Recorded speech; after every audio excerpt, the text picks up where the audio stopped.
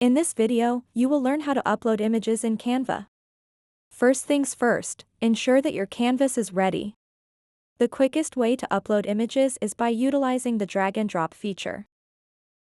Open up your File Explorer and navigate to the location where your desired images are stored.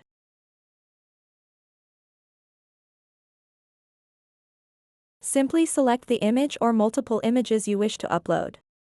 Now, click and hold them with your mouse, then drag them over to your Canva canvas.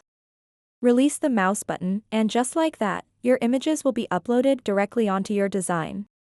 If drag and drop isn't quite your style, or if you prefer a more structured approach, there's another method available.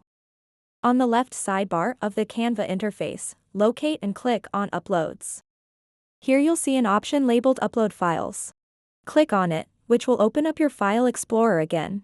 Now navigate through your folders until you find the image or images you'd like to use in your design.